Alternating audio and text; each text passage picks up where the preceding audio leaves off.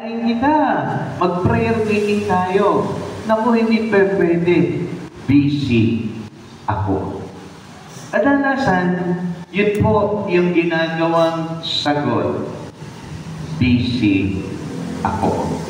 Ang tanong, doon sa pinagkakaabalahanan mo, talaga bang mahalaga? Baka naman, abalang-abala ka sa maraming bagay, hindi naman pala yun ang tunay na mahalaga. Yun ang itinuro ng ating Panginoong Yesus kay Marta. Kasi, nung dumating si Jesus, agad inihanda niya yung mga pagkain para may makain ng ating Panginoong Yesus sa kanyang mga alagad. Samantalang si Maria, pagdating ni Jesus, umubot sa paanan ni Jesus at nakinig sa tinuturo ng ating Panginoong Jesus. Ngayon, napagod si Marta, kaya sabi niya sa ating Panginoon, sabihan niyo naman po yung kapatid kong tulungan naman ako. Hirap na po ako dito.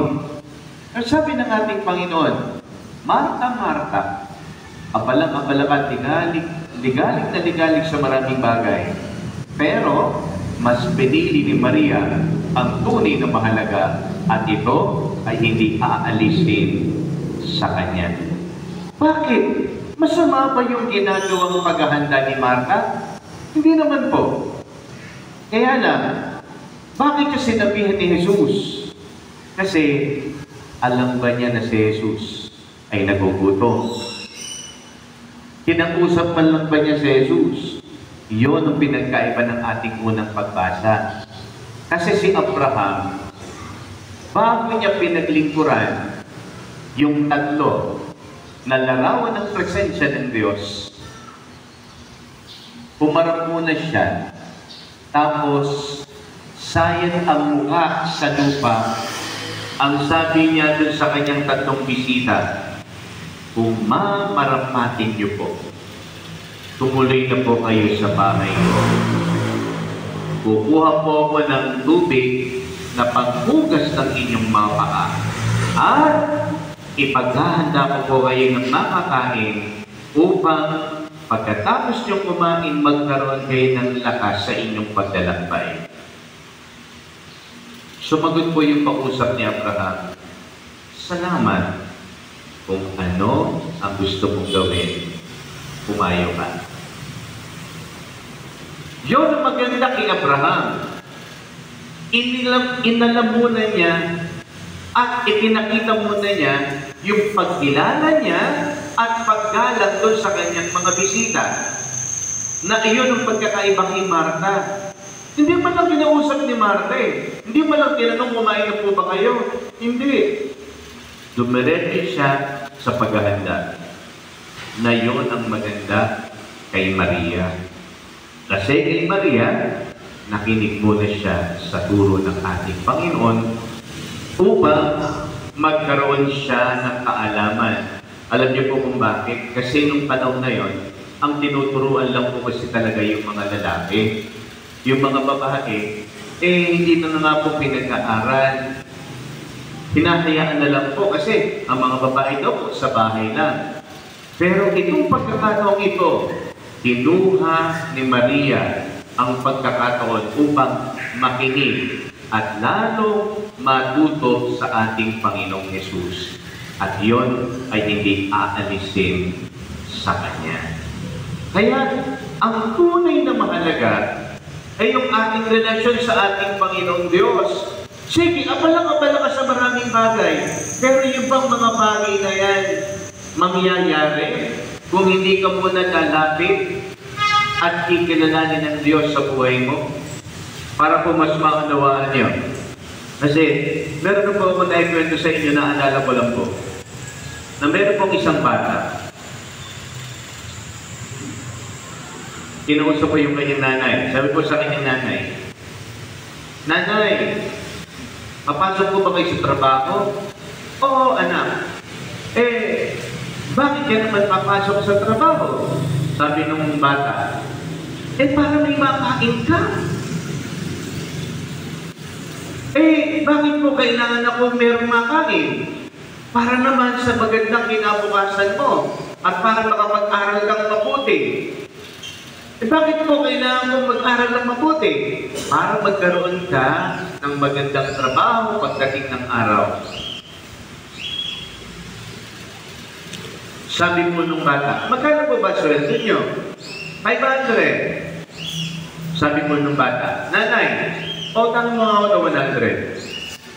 Ang batang ito, kulit-kulit, kailangan mo pala ng pera. Ahin ko ba yung pera? Basta po, bigyan niyo po ako ng 100. So sa madaling salita, dahil nagmamadali na rin yung nanay, binigyan ng 100 yung anak. Kinuha yung kanyang naiipon na pera, 400. Sabi po ng bata, ayan nanay, meron akong 400, pinahiram mo ko ng 100, 500 na to, huwag ka nang pumasok. Sweldohan na lang kita ng 500, maglaro na lang tayo. Kadalasan, abalang-abala po tayo. Pero ang kailangan ng anak ay ina. Aanhin mo yung maraming pagkain kung hindi ka naman nagiging ina para sa iyong anak. Di ba? Iyon ang tunay na mahalaga. Yung pagiging ina sa anak mo. Kaya nga po marami ngayon, huwag naman magagalit. Ang ugali ng anak, ugali po ng yaya. Naku, tawa po ako ng tawa dun sa isa. Kasi nagtatrabaho yung mag-asawa, ibinigay dun sa yaya yung pangangalaga. Isang beses, sabi po nung anak, Mami, ibili mo naman ng bola. Nakulat po, anong bola? Yung pong dinidribble. Anak, bola. Yun nga po, bola. Yun pala, medyo galing sa Bisaya yung kanyang yaya. Kaya kung ano yung salita ng yaya, yun ang nakukuha niya. Kaya tuloy napapabayaan yung anak dahil palagi na lang hinahayaan yung mga yaya ang mag-alaga sa kanilang anak. Ang dali ho. Mas kailangan po ng anak yung magulang. Oo, sige. Bahay, damit, cellphone, kailangan po yun. Pero mas kailangan po yung magulang. Parang iyon ang tinuturo ng ating Panginoon kay Martha. Martha, abalang-abala ka. Pero ang tanong, ano ba ako sa buhay mo? Mahalaga ba ako sa buhay mo?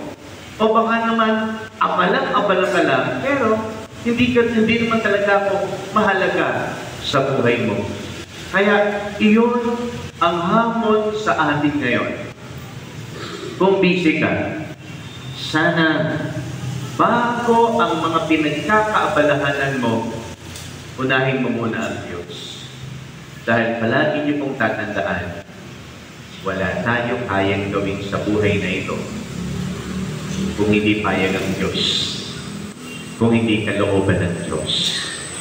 Kaya sana mas unahin natin ang tunay na mahalaga. Yon ang pinili ni Maria. At kung sisimulan mo sa Diyos, sigurado ko magkakaroon ka ng lakas. Dahil inuna mo ang Diyos sa buhay mo. At kung uunahin mo siya, sunod-sunod, magiging maayos ang lahat. Hayaan mo lang na pumilos ang Diyos sa buhay mo dahil siya ang pinakamahalaga sa lahat. Amen.